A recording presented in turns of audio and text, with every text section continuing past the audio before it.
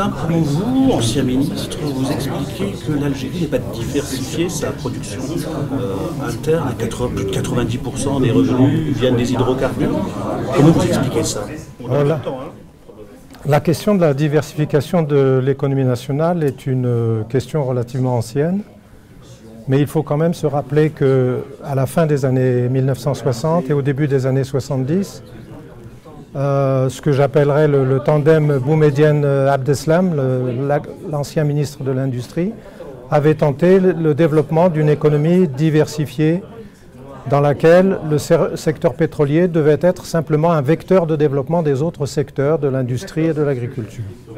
Malheureusement, pour diverses raisons, ce modèle de développement n'a pas pu être mis en œuvre et il a été très vite phagocyté, c'est le terme, phagocyté par un système rentier qui s'est mis en place sur la base de ce que nous appelons, nous économistes, une économie de pénurie. L'économie de pénurie a phagocyté la rente pétrolière, elle a développé des secteurs informels et des secteurs de spéculation dans toutes les activités économiques.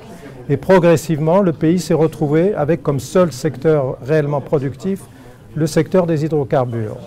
Les autres secteurs étant tombés dans l'obsolescence lorsqu'ils existaient, ou en tout cas dans un manque de performance qui en a réduit l'impact sur l'économie nationale. Vous appelez ça économie de la pénurie? C'est quoi? C'est un manque d'imagination? C'est qu'on avait une rente qui tombait chaque année, on ne cherchait pas à chercher mieux? Non, c'est que très rapidement, les ressources pétrolières tirées donc de l'exploitation de nos hydrocarbures n'ont pu servir qu'aux importations de biens et services pour le pays, en l'absence d'une économie diversifiée qui soit capable de prendre le relais. Ce relais n'ayant pas été pris, les importations n'ont jamais suffi à satisfaire la demande nationale et le marché informel s'est développé sur cette base avec les pénuries, avec les prix spéculatifs, avec toute une économie de rente qui a mis à bas progressivement l'ensemble du secteur économique productif qui est très vite tombé dans des situations de non-performance, de non-compétitivité qui ont été bien entendu dommageables. Et ceci s'est gravement détérioré au moment de la première crise pétrolière de 1986 où nous avons connu la même situation qu'aujourd'hui. Aujourd'hui, en 2016, est-ce que vous voyez une transition? Alors, si vous pouvez résumer l'état de la situation sociale, économique et sociale de l'Algérie, est-ce que avant de parler de transition, il faut d'abord constater deux choses. D'une part, que la crise conjoncturelle de la chute des prix pétroliers au plan international fait beaucoup de mal à l'Algérie parce qu'elle n'a pas les ressources suffisantes désormais pour équilibrer ses budgets, pour satisfaire l'ensemble de la demande nationale. Et donc, elle est aujourd'hui... Vous êtes un expert, combien on peut tenir en Algérie alors? Selon d'autres experts, on pense qu'au niveau des réserves d'argent que nous avons, on pourrait tenir entre 6 et 12 mois.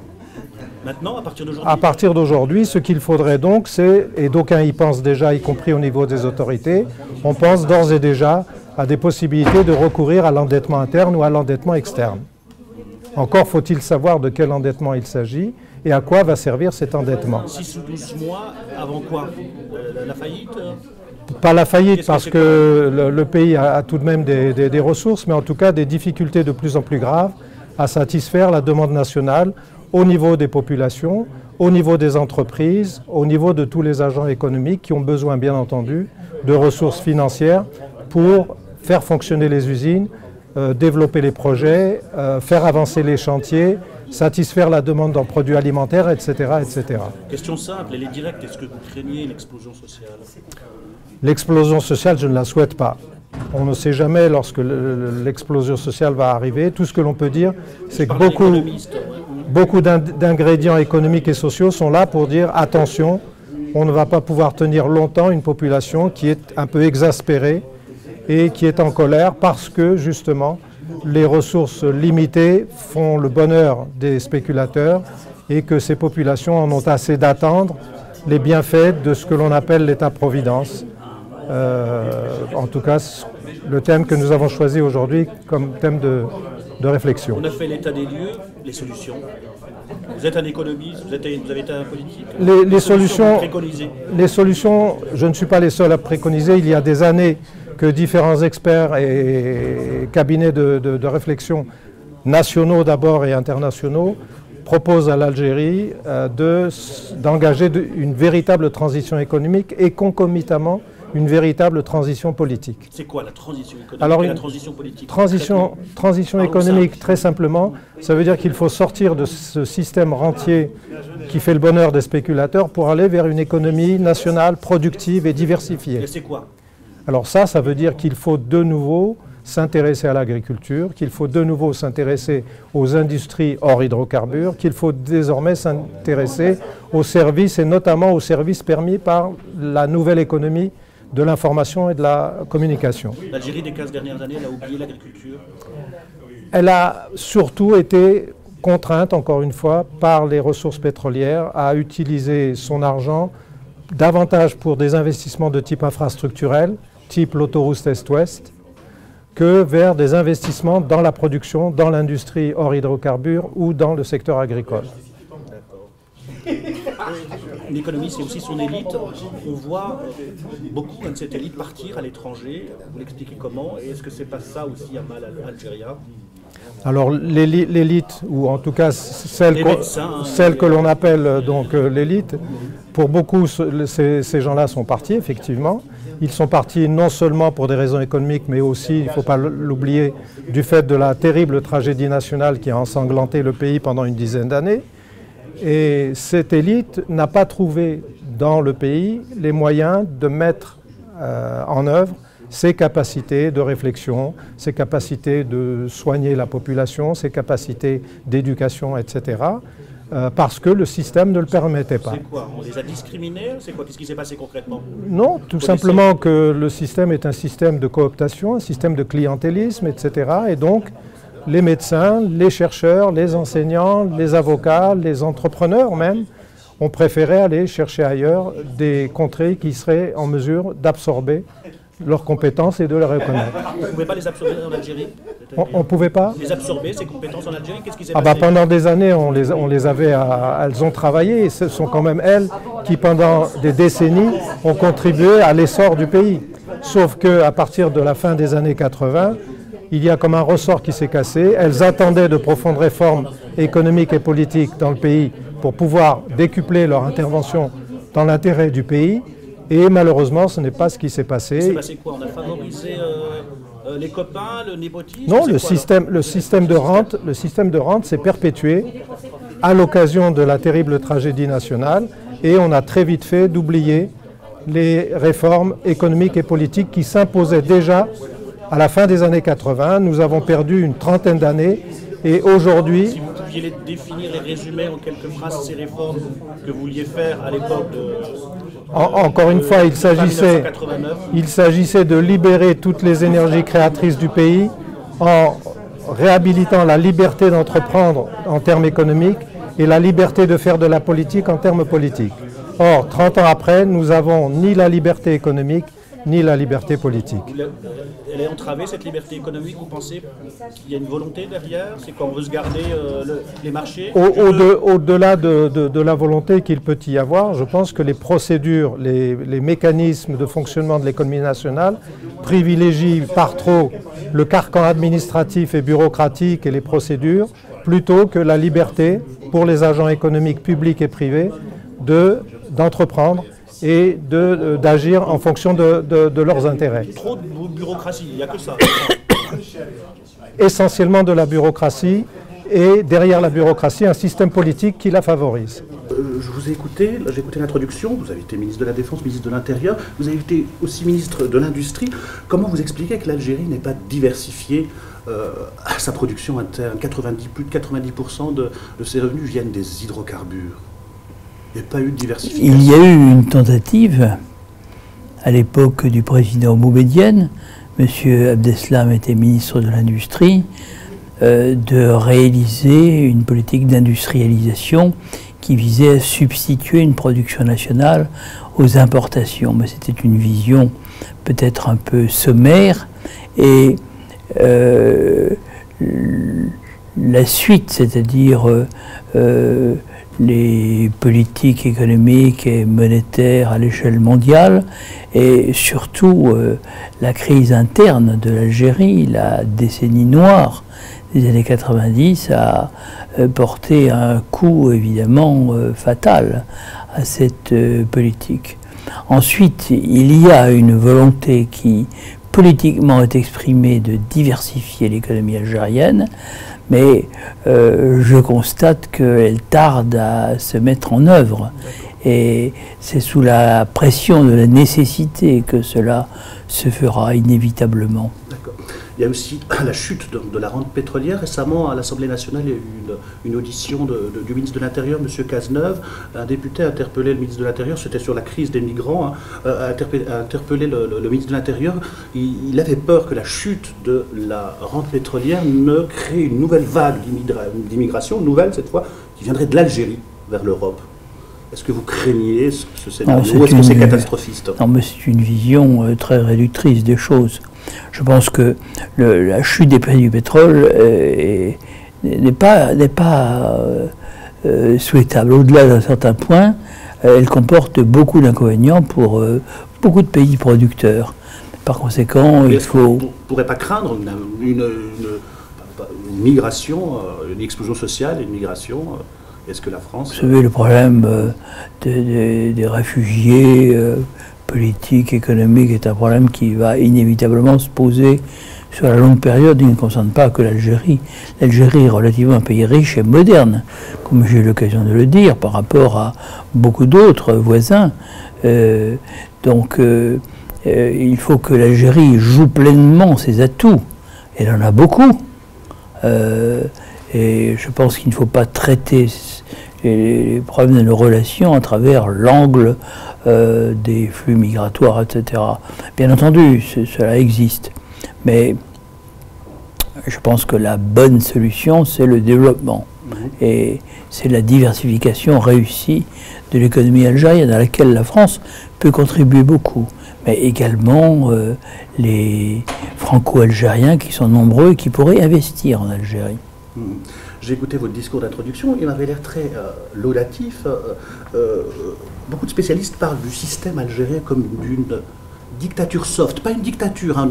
L'État algérien n'assassine pas ses concitoyens, mais une dictature soft qui a interdiction de manifester, difficulté d'agréer des associations, des candidats aux élections, élections souvent truquées. Est-ce que c'est le rôle de la France de soutenir une dictature soft, certes, mais dictateur quand même? Moi, je pars du principe de non-ingérence. C'est-à-dire que nous n'avons pas à nous prononcer sur le régime de tel ou tel pays, etc. Je me suis borné à quelques constatations objectives, c'est qu'effectivement, c'est un système pluripolaire, pas très simple à résumer, assez complexe, et qui a une certaine plasticité. Mais je ne dirai rien de plus parce qu'il ne m'appartient pas. Ce qui vous intéresse, c'est la stabilité alors de ce régime? La stabilité est souhaitable pour le peuple algérien d'abord, qui ne souhaite pas renouer avec les troubles de la décennie 1990, mais il ne m'appartient pas, en tant que Français, de porter des appréciations dépréciatives ou laudatives d'ailleurs. C'est quoi? Il vaut mieux soutenir un régime fort, autoritaire, qui laisser de côté certaines libertés publiques, plutôt que de soutenir un régime qui aurait pu être islamiste, c'est ça? Je vais vous apprendre quelque chose que vous avez, semble-t-il, oublié. C'est que l'Algérie est un pays indépendant. Cela depuis plus d'un demi-siècle. Hein. Donc il faut partir de là. L'Algérie est indépendante et la France aussi est un pays indépendant. Nous sommes des pays indépendants. Nous n'avons pas à nous ingérer exagérément. Pour avoir un point de vue. Ah oui, non, mais vous savez, la limite est facile à franchir. Moi, je reste au niveau de considération aussi objectif que possible. Je dirais que l'Algérie n'a pas tellement de choix. Elle est un pays central, au Maghreb, en Afrique. Elle touche au Mali, à la Mauritanie, au Niger, à la Libye. Donc elle est un môle de stabilité, je dirais presque par définition. Elle a une armée puissante, elle a une tradition d'État, elle a une certaine puissance nationale. Donc c'est le rôle qu'on attend de l'Algérie. D'ailleurs, l'Algérie a de bonnes relations avec la plupart des grandes puissances mondiales. Et personne n'a intérêt à ce que le monde glisse vers une sorte de chaos avec des commandos djihadistes qui sèment la terreur, avec peu de moyens, mais beaucoup d'efficacité. Hein. Donc je pense qu'il faut quand même que nous allions vers une reprise en main de cette situation. Ça ne se fera pas en dehors d'un dessein de progrès. Et il faut avoir cela à l'esprit. Il faut se donner des objectifs qui ne soient pas seulement sécuritaires. Il faut se donner des objectifs en matière de développement, de modernisation, et en même temps des objectifs de coopération, des objectifs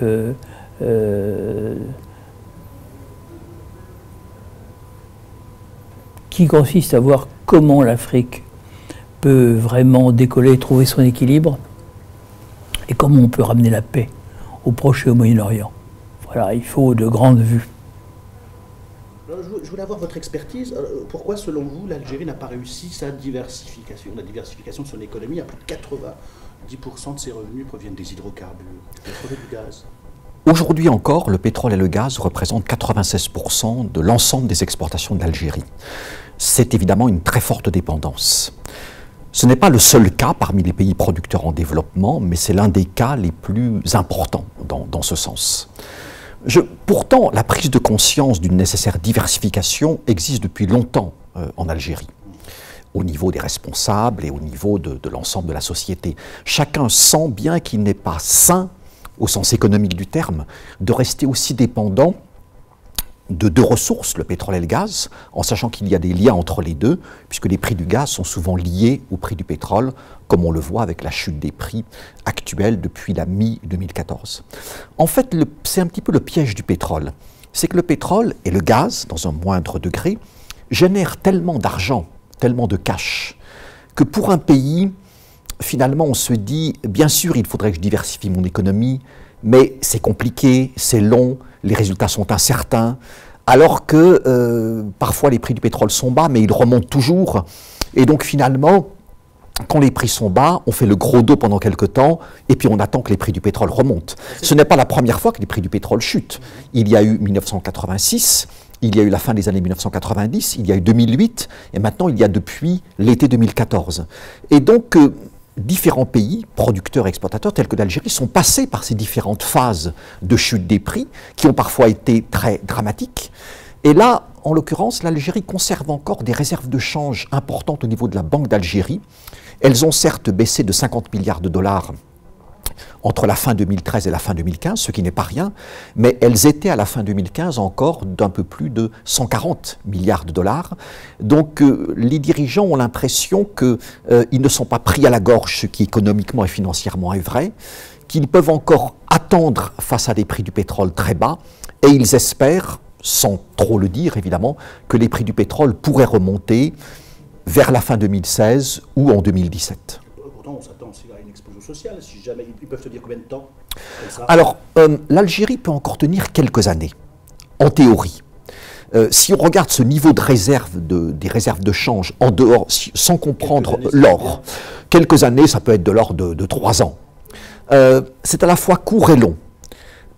Pour l'instant, à Alger, comme dans d'autres grandes capitales et dans les milieux pétroliers internationaux, on pense qu'une remontée des prix à partir de 2017 est assez probable.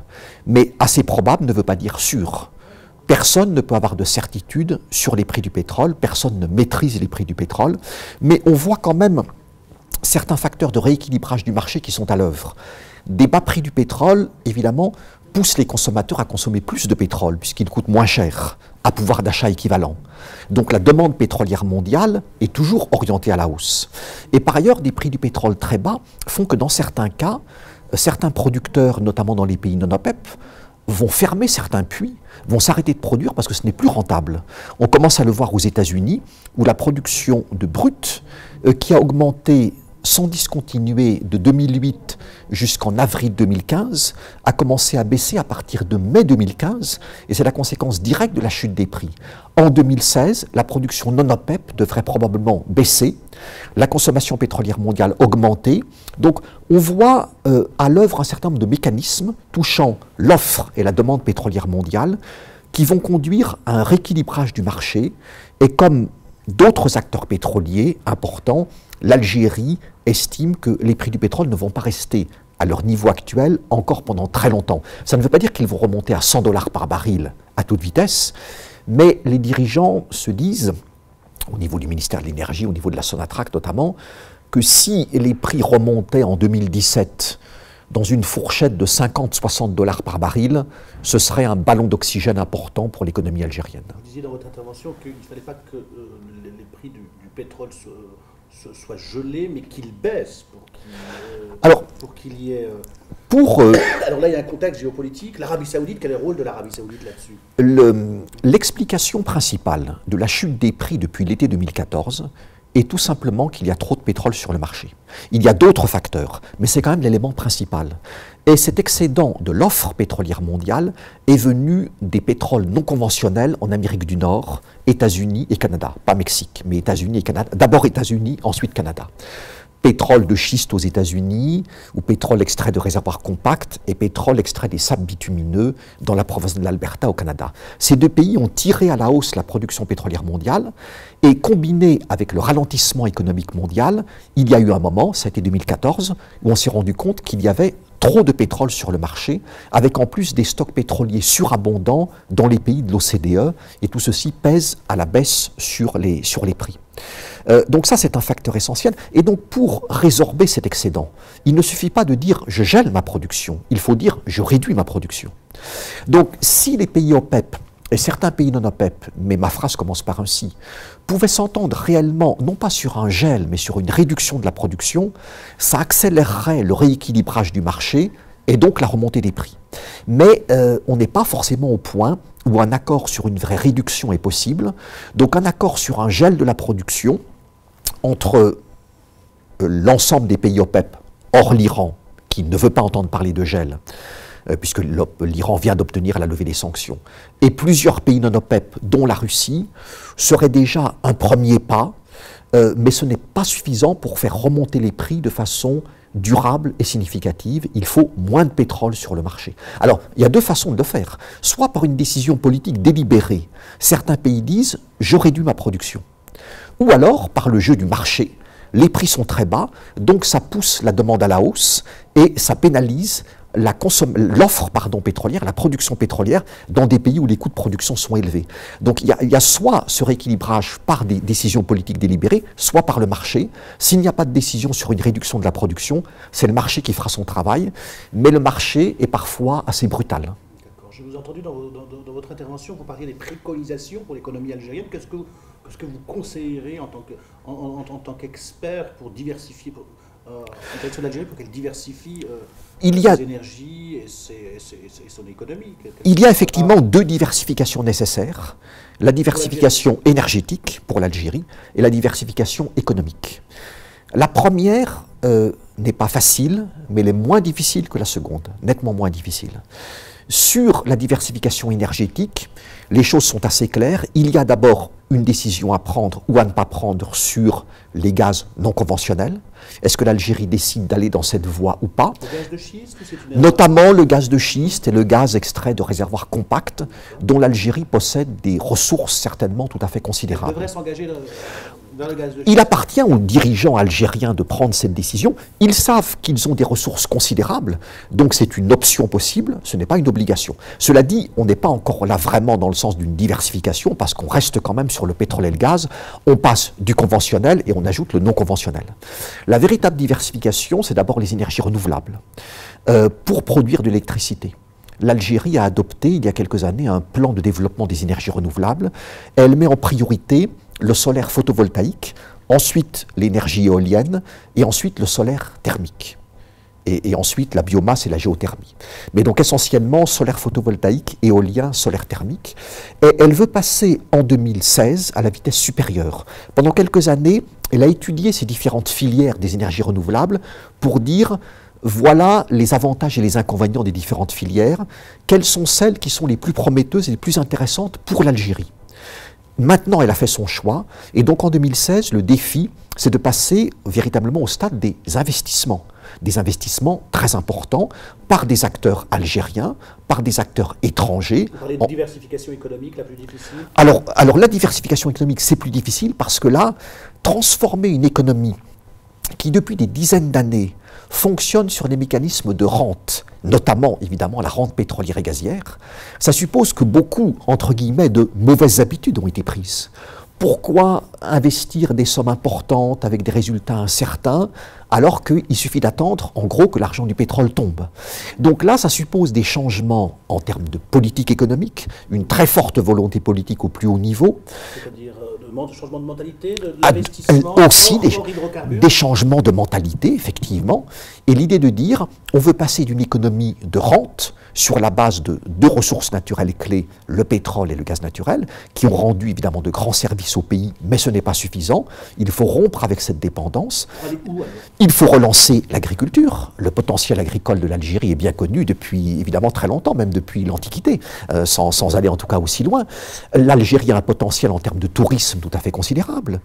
Des cadres ingénieurs algériens réussissent partout dans le monde et font le bonheur des sociétés étrangères qui les emploient en Amérique du Nord, en Europe, au Moyen-Orient, etc. Il n'y a pas de raison que si on aide le secteur privé, mais véritablement si on l'aide, si on ne lui met pas toutes les 5 minutes des bâtons dans les roues, absolument, si le système bancaire est véritablement mis au service d'investissements productifs, si on renonce à certaines rentes de situation sur le plan commercial, en termes d'importation, évidemment c'est facile d'importer et puis d'être là et d'attendre que l'argent tombe que de se mettre à investir de façon productive. C'est beaucoup plus difficile, c'est beaucoup plus risqué. Absolument. Il y en a de nombreuses, celles qui sont liées aux hydrocarbures, bien sûr, pétrole et gaz, et celles qui sont liées aussi à l'importation.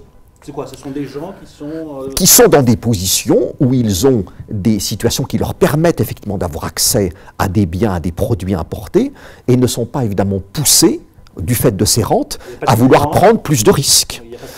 Évidemment, investissement productif veut dire concurrence, veut dire risque, veut dire incertitude, mais c'est comme ça que fonctionne une économie moderne. Il n'y a aucune raison pour que les Algériens, puisqu'ils le font très bien dans de nombreux pays étrangers, ne soient pas capables dans leur pays de diversifier une économie. Cela prendra du temps, mais au départ, il faut une très forte volonté politique dans la durée, et il faut ensuite que les instruments de politique économique, de politique industrielle, soient mis au service de cette orientation, et qu'on se dise, on veut vraiment abandonner, alors ça ne se fera pas en un jour, bien sûr, ça demandera des années et des années, de nombreuses années, mais on veut aller d'une économie de rente à une économie véritablement assise sur le travail et sur l'investissement productif. L'Algérie a toutes les richesses, notamment humaines, pour réussir cette transformation, qui prendra évidemment du temps, mais il faut véritablement que les dirigeants soient dans les starting blocks à cet égard, et qu'il y ait cette volonté politique de rompre avec des habitudes du passé, trop liées à la rente des hydrocarbures. L'argent du pétrole, évidemment, ça endort. La corruption? La corruption, bien sûr, et les obstacles mis aux investissements du secteur privé. Les Algériens réussissent très bien dans le secteur privé à l'étranger. Il n'y a pas de raison qu'ils ne réussissent pas bien en investissant dans leur pays. Ces obstacles sont essentiellement liés à certaines formalités douanières, même si les choses vont en s'améliorant, à une politique économique générale qui n'est pas tournée suffisamment vers le soutien à l'investissement productif, et au système bancaire. Le système bancaire ne joue pas véritablement son rôle en Algérie, pour des raisons d'ailleurs qui ont été évoquées dans le cadre de ce colloque aujourd'hui à l'IRIS. Le rôle quand même des banques, il y a plusieurs rôles, mais c'est quand même de financer des investissements productifs, sans lesquels les banques, c'est un petit peu le sang d'une économie. Hein. Si le sang ne circule pas, il n'y a évidemment aucune raison pour que les organes d'un corps humain ou d'une société ou d'une économie fonctionnent bien. Le sang des banques ne circule pas en Algérie ? Pas suffisamment pour véritablement aider des entrepreneurs à prendre des risques. Parce que n'oublions pas, l'investissement, c'est le risque. Sauf si vous êtes titulaire, en quelque sorte, d'une rente. Là, vous ne prenez pas beaucoup de risques, vous attendez que l'argent tombe. Parce que vous êtes placé dans une certaine position qui fait que vous savez qu'on va forcément passer par vous. Mais évidemment... Qu'est-ce qui se passe en Algérie, des militaires qui ont des situations de rente, alors, il y a des acteurs... Des acteurs économiques également. Voilà. Donc on est sur des habitudes prises depuis des dizaines d'années. On se dit que l'argent du pétrole peut permettre de tout payer. Et effectivement, l'argent du pétrole, jusqu'à tout récemment, le pétrole et le gaz, permettait de financer toutes les importations de l'Algérie, de tous les produits, et il y avait en plus un excédent qui venait alimenter les réserves. Sauf qu'avec la chute des prix du pétrole, en 2015, le niveau des exportations pétrolières et gazières de l'Algérie ne représente plus aujourd'hui qu'environ les 2/3 des exportations. Mais il y a évidemment toujours cet espoir de se dire les prix vont remonter et on va revenir au business as usual. Et il faut que l'Algérie rompe en partie le plus rapidement possible avec cette logique de rente. Il faut qu'elle utilise le secteur des hydrocarbures à bon escient pour évidemment servir les besoins énergétiques de la population, une population qui croît, une économie qui croît, donc des besoins qui sont de plus en plus importants, mais il faut aussi que ce secteur permette de financer des investissements productifs et la diversification d'une économie et un véritable développement. Le développement, c'est pas seulement être performant dans le secteur pétrolier et gazier, c'est avoir une économie diversifiée. Merci M. Perrin, c'était complet. Merci beaucoup à vous de vos très bonnes questions.